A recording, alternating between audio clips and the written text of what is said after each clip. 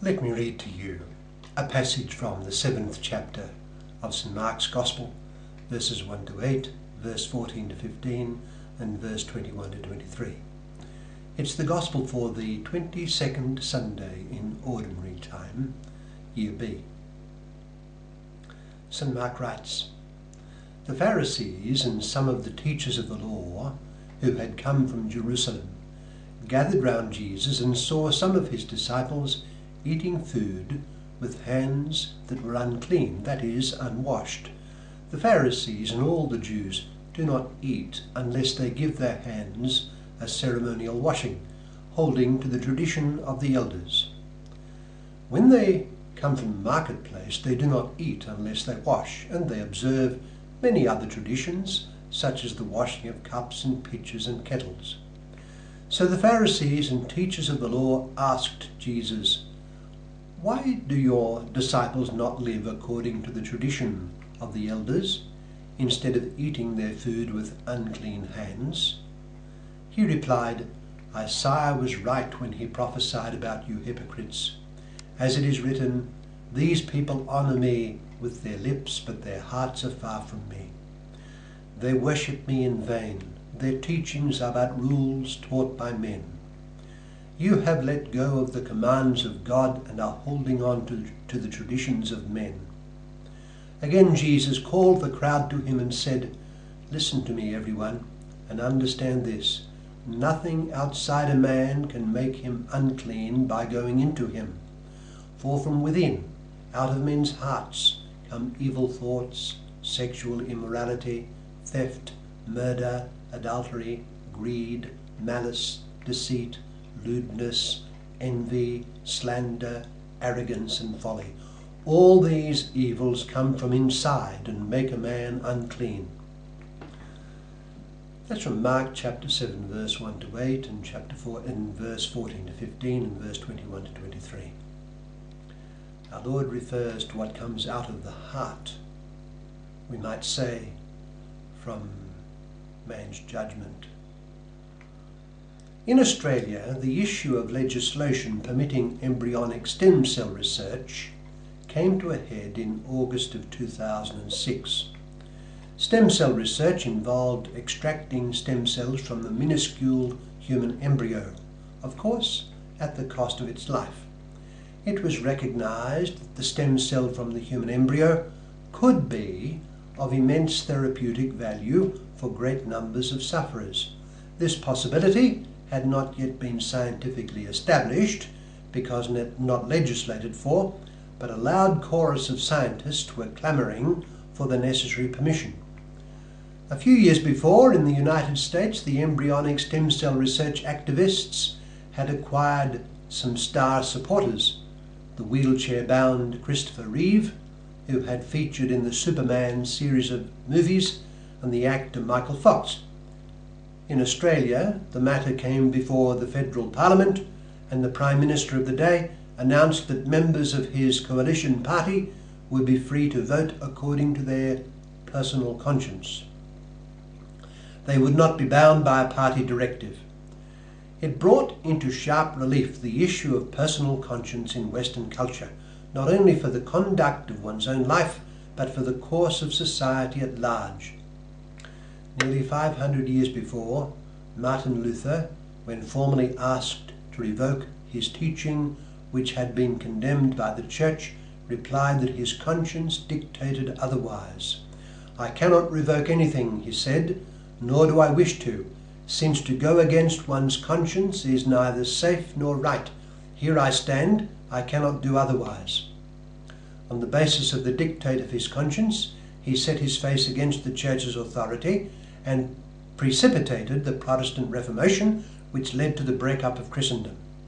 The personal judgment of the individual was now the final arbiter of what is objectively true and of what is the practical course to follow. This private judgment was deemed to be indicative of the voice of God, and the criterion was if it were sincerely held.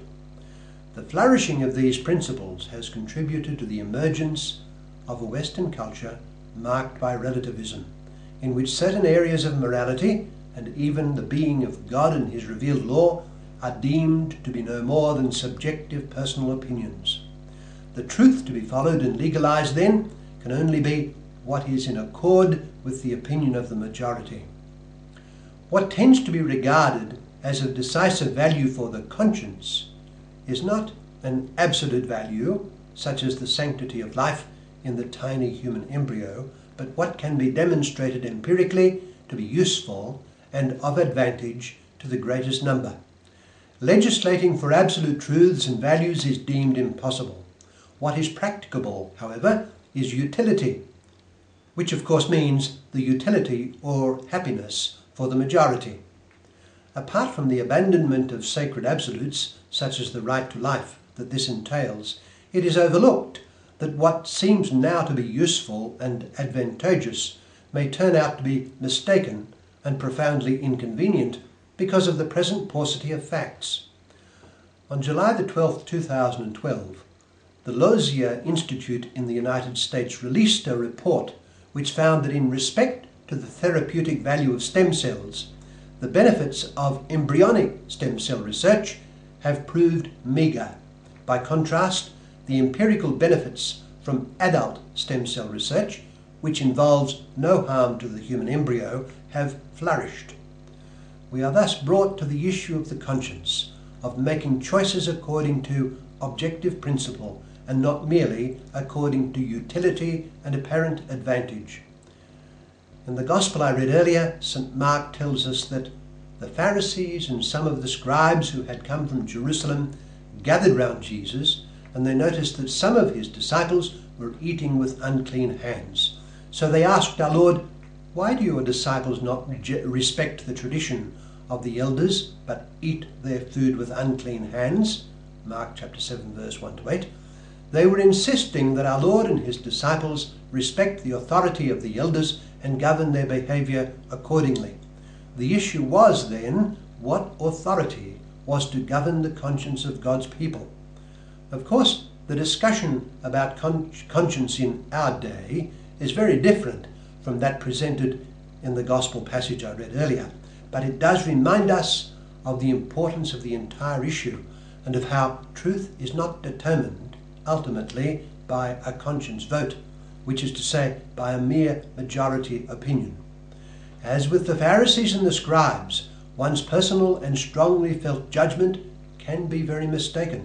Moreover, a judgment according to one's conscience may simply mean a judgment that is strongly felt, whatever be the real motive. Any strongly felt opinion may be in error. It may be blind and immensely harmful, as we see in the case of, say, a conscientious Islamic terrorist. The erroneous conscience may be culpable too. In our gospel passage I read earlier from Mark chapter 7, our Lord in reply to the Pharisees not only points out how mistaken they are, but he calls them hypocrites. They presented themselves as standing conscientiously for what was right, while in their hearts they were sinfully duplicitous. They did not sincerely seek the truth, but rather their own way. Whatever be the difference between the mistaken and culpable conscience in our Lord's day and that of our own, our Lord's words make it very clear that the conscience of man is to be governed entirely by the law of God. Man must conscientiously seek to know the law of God and shape his conscience and behavior accordingly. He must not just, as it were, sincerely work out his own view independently of God and perhaps in some defiance of him and of the sacred institution that he has established to teach in his name, the Church. Let us take up our mission to bear witness to God and his revelation, as well as to his Church, which makes clear how God's law ought shape the conscience of each individual and of society.